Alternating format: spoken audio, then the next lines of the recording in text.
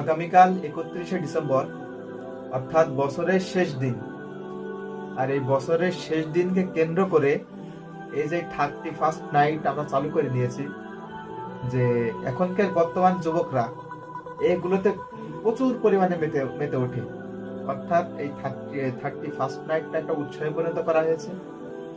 মুসলমান হেও লজ্জিত আমরা যে আল্লাহ পাক যেটার কথা কোরআনেও বলিনি, নবী করিম সাল্লাল্লাহু আলাইহি ওয়াসাল্লাম যেটার কথা হাদিসেও বলিনি, সেগুলোই আমরা পালন করছি, সেগুলোই আমরা বেশি বেশি পালন করছি। তেমনই ভাবে এই 31st নাইটটা, বিশ্বাস করুন বা না করুন, আল্লাহ পাক ও নবী করিম সাল্লাল্লাহু আলাইহি ওয়াসাল্লাম এই কথা কোথাও বলি, হাদিসেও নাই, কোরআনেও নাই। তাহলে আমরা পালন করছি কেন? এগুলো তো পালন করে ইহুদি, খ্রিস্টান, এরা। আমরা কি ওদের মতো? এটা আমাদের কাছে লজ্জার বিষয় না? আমরা মুসলমান হয়েও যদি ওদের পথ ধরি, আমরা ওদেরকে অনুসরণ করি, তাহলে আমরা যে মুসলিম ঘরের সন্তান, আমাদের কোনো দাম আছে? আল্লাহ পাকের কাছে আমাদের কোনো দাম আছে? না এই দুনিয়ার পরে আমাদের কোনো দাম আছে? শুনুন, দুনিয়াতে কখনো সফল হওয়া যায় না।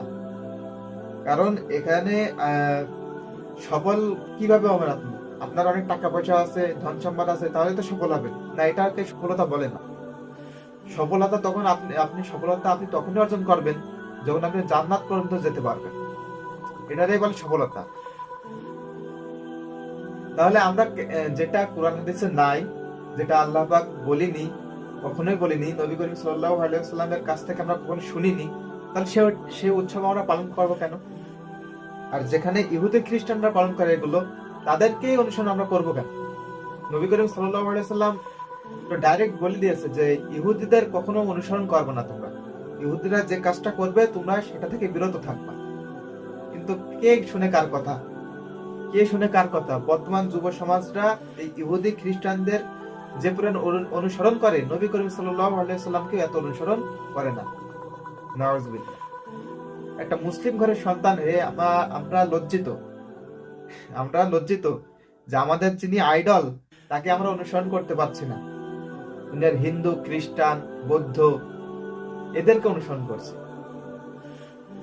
আমাদের কিছু দিনী ভাই আগামীকাল কি করবে? পিকনিক করবে। 31st যে দিবস তারা বানায় নিছে, এই অনুযায়ী তারা পিকনিক করবে। বড় বড় কয়েকটা বক্স আনবে, সাউন্ড বক্স ধুমধাম আকারে বাজাবে, এ গান ও গান, একটা বিরক্তিকর, একটা মেসাকার একটা অবস্থা। কেন এরকমটা কেন? আল্লাহ পাক কি বলেছে যে তোমরা 31st নাইটে বা বছরের শেষ দিনে পিকনিক করো, বড় বড় সাউন্ড বক্স এনে বাজাও, লোকজনকে বিরক্ত করো? বলেছে? নবী করিম সাল্লাল্লাহু আলাইহি ওয়াসাল্লাম কি কখনো বলেছে কথা? সে পালন করেছে? তাহলে আমরা করব কেন? আল্লাহকে ভয় করা শিখতে হবে। আল্লাহকে ভয় না করলে কেউ দুনিয়াতে সফল হতে পারবে না। কারণ যার ভিতরে আল্লাহ পাকের ভয় আছে, আল্লাহ পাকের ইবাদত করতেও দেখবেন সে শান্তি পায়। আল্লাহ পাকের ইবাদত করেও সে শান্তি পায়, কারণ তার ভিতরে আল্লাহ পাকের ভয় আছে। আল্লাহ পাক কুরআনুল কারীমে বলছে, ইয়া আইয়ুহাল্লাযীনা আমানুত্তাকুল্লাহা হাক্কা তুকাতিহি ওয়া লা তামুতুন্না ইল্লা ওয়া আনতুম মুসলিমুন। আল্লাহ পাক এই আয়াতের ভিতরে বলছে যে হে মুমিনগণ, তোমরা আল্লাহকে ভয় করো যেমন ভাবে করা উচিত। এবং তোমরা কখনো মুসলমান হয়ে মৃত্যুবরণ করো না। যদি বিশ্বাস নাই, সূরা আলে ইমরানের ভিতরে দেখেন, 102 নম্বর আয়াতে দেখেন, পেয়ে যাবেন ইনশাআল্লাহ।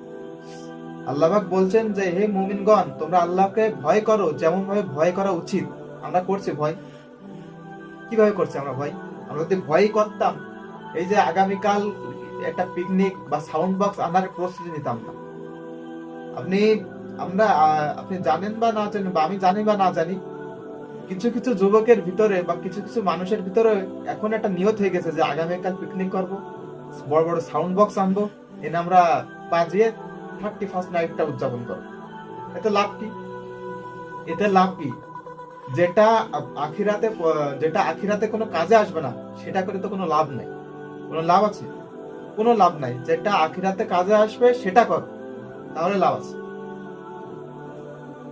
তুমি ভালো কাজ করো তা আল্লাহ পাকের কাছে দামি হবা, খারাপ কাজ করলে ধ্বংস হয়ে যাও, দুনিয়ার পর থেকেই ধ্বংস হয়ে যাও। যেটা আল্লাহ পাক বলেনি কখনো সেটা পালন করলে কি গুনাহ হবে না? অবশ্যই গুনাহ হবে। আর ইহুদি আল্লাহ পাক বলছে, আল্লাহ পাক এই আয়াতের ভিতরে শেষে বলছে কি, যে অবশ্যই তোমরা মুসলমান না হয়ে মৃত্যুবরণ করো না।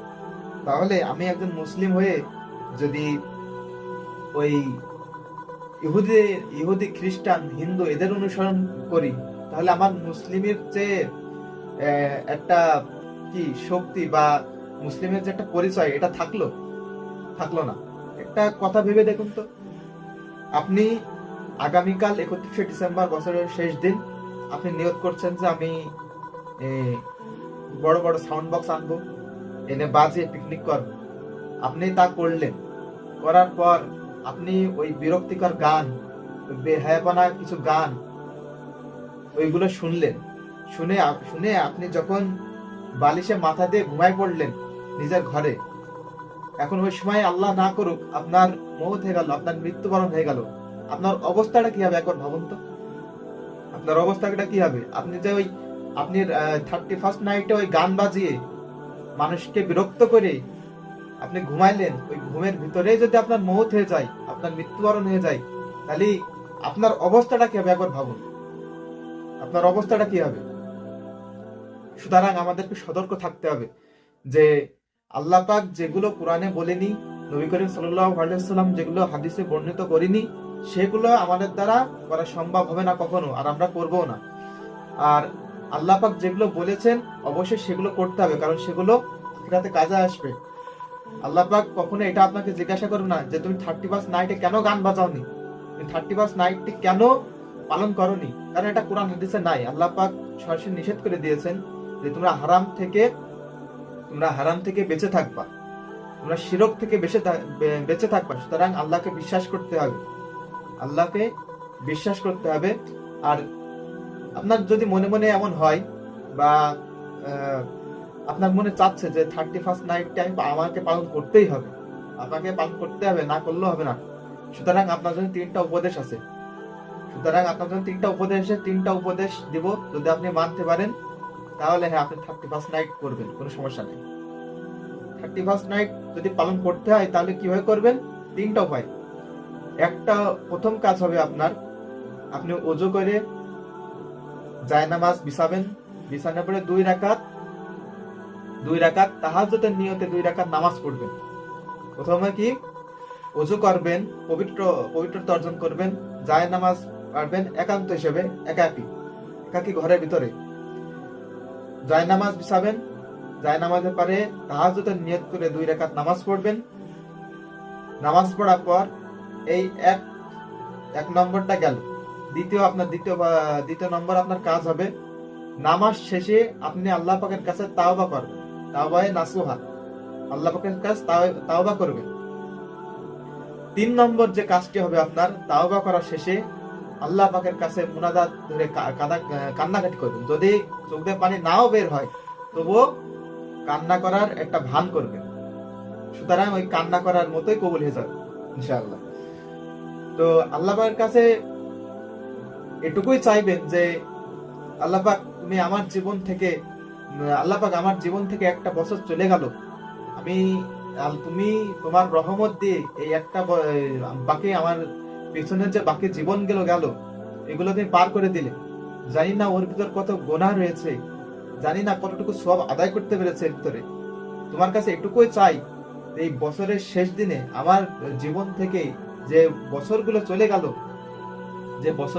গেল ওই বছরগুলোর ভিতরে যে যতগুলো কবিরা গুনাহ, সগীরা গুনাহ, শিরক থাকে, তুমি সমস্ত গুনাহ খাতা আল্লাহ তুমি আমাকে মাফ করে দাও, সমস্ত গুনাহ খাতা তুমি মাফ করে দাও।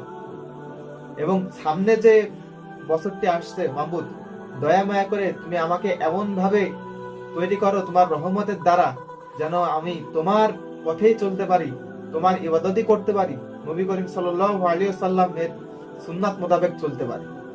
সুতরাং এগুলো যদি আপনি করতে পারেন তাহলে 31st নাইট আপনি উদযাপন করবেন। এইভাবে করতে হবে, এই সাউন্ড বক্স বাজিয়ে পিকনিক করে এইভাবে 31st নাইট বা বছরের যে শেষ দিন এটা এইভাবে পালন করা যাবে না। সুতরাং ওই 3টি উপায়ে আপনাকে পালন করতে হবে। যদি পালন করতে পারেন তাহলে করবেন, আর না হলে ভাই কিছু করার নাই। এটা শোনার পরেও যদি আপনি চান যে না আমার ওইভাবেই করতে হবে, সাউন্ড বক্স বাজিয়ে তারপর পিকনিক করে, তাহলে কিছু করার নাই। আপনার বুঝ না, আপনিই থাকেন, জাহান্নামী হলে আপনিই হবেন। আমার যেটুকু বলার আমি বলে দিলাম, সুতরাং বাকিটুকু আপনার দায়িত্ব। আল্লাহ পাক আপনাকে আপনার ভিতরে ভালো জ্ঞানও দিয়েছে, খারাপ জ্ঞানও দিয়েছেন, সুতরাং বাছাই করার দায়িত্ব আপনার। কিন্তু আমরা চাই না যে কোনো ভাই জাহান্নামী হোক, কোনো ভাই ইসলামের পথ থেকে সরে যাক। আমরা চাই যে সকলে একত্রিত হয়ে যেন আমরা জান্নাতে যেতে পারি। সুতরাং নসিহত থাকবে এটাই যে আল্লাহ পাক যেটা চান না সেটা করবেন না। সুতরাং বছরের শেষ দিন ওইভাবে পালন করা যাবে না। যেভাবে বললাম 3টা উপায় ওইভাবে পালন করবেন, না হলে করবেন না। আল্লাহ পাক আমাদের সবাইকে সহি বুঝদান করুক বলে বলেন আমিন।